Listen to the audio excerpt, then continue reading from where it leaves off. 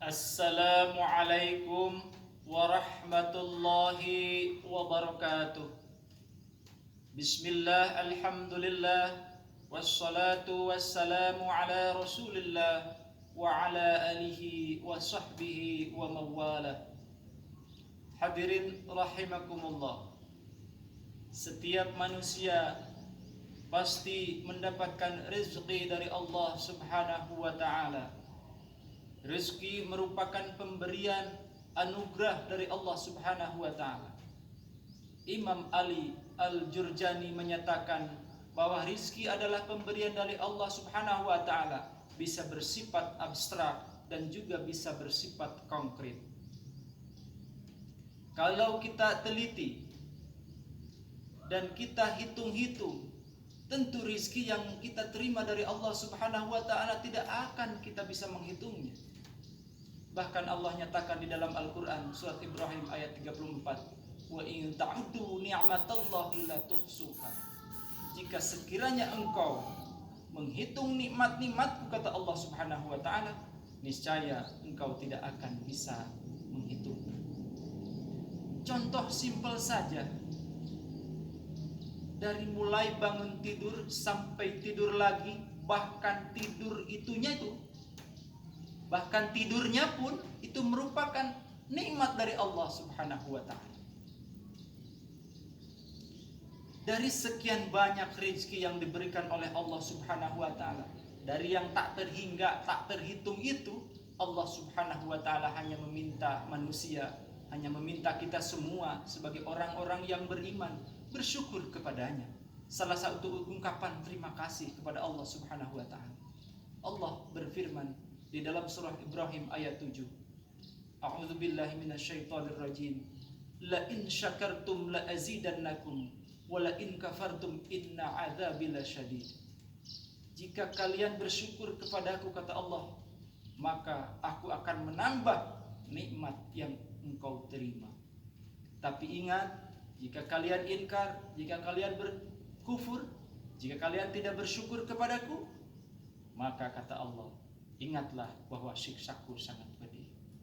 Hadirin rahimakumullah, ayat ini menunjukkan bahwa rezeki, kenikmatan bisa menjadi malapetaka jika tidak pandai bersyukur kepada Allah subhanahu wa ta'ala. Orang kaya bisa masuk surga karena hartanya, pun orang kaya bisa masuk neraka karena hartanya. Pejabat bisa masuk surga karena jabatannya, pun demikian pejabat bisa masuk neraka karena jabatan.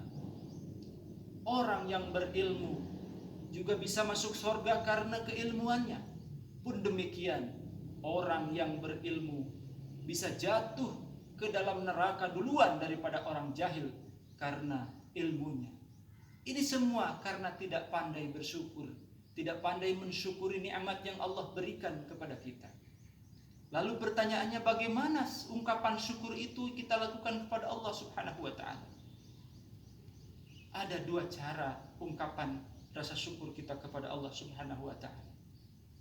Yang pertama, syukur qauli, syukur dalam bentuk ucapan, syukur dalam bentuk terima kasih kepada Allah subhanahu wa ta'ala dalam lisan kita. Alhamdulillahi rabbil alamin ala kulli hal, alhamdulillahi rabbil alamin ala kulli ni'mah. Terima kasih ya Allah yang telah memberikan nikmat kepadaku.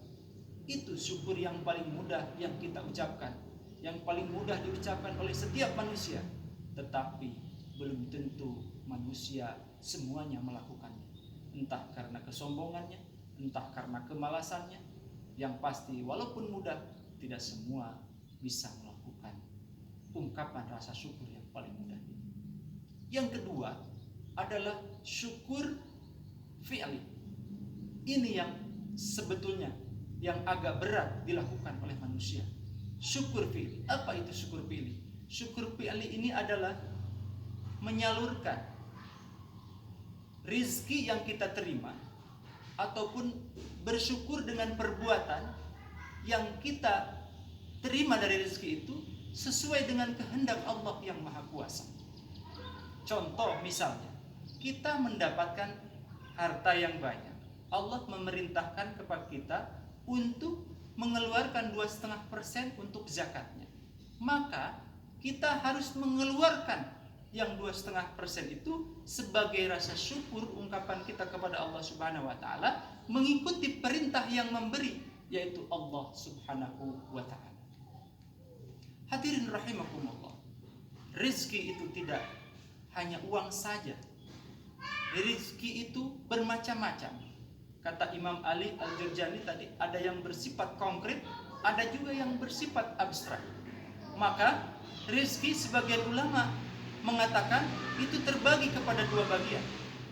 Yang pertama, anfus, yaitu diri, terjemahannya yang merupakan kekayaan, potensi diri, itu merupakan rizki dari Allah Subhanahu wa taala.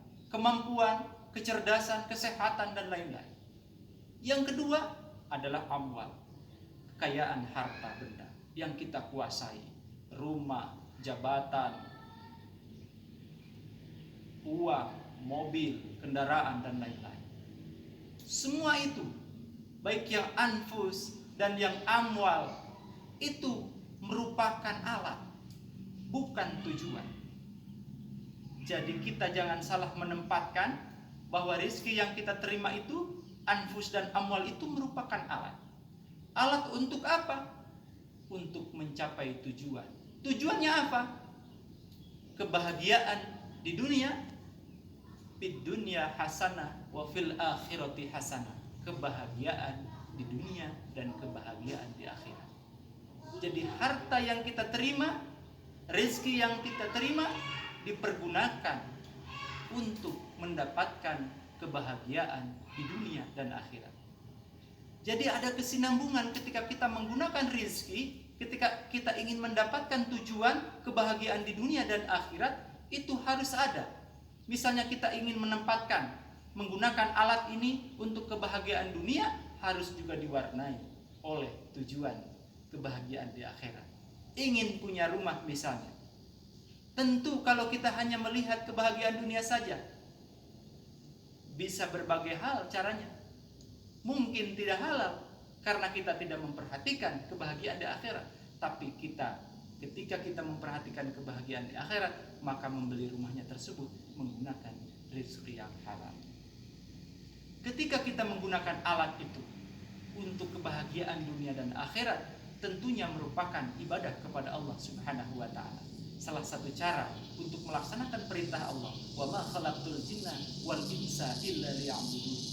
Tidak semata-mata Allah ciptakan jin dan manusia kecuali hanya untuk beribadah kepada Allah Subhanahu wa taala. Hadirin rahimakumullah, mudah-mudahan kita semua termasuk orang yang pandai bersyukur kepada Allah Subhanahu wa taala, melaksanakan perintah Allah Subhanahu wa taala, sehingga